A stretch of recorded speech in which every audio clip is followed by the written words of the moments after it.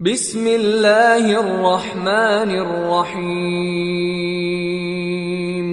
يسبح لله ما في السماوات وما في الأرض له الملك وله الحمد وهو على كل شيء قدير هو الذي خلقكم فمنكم كافر ومنكم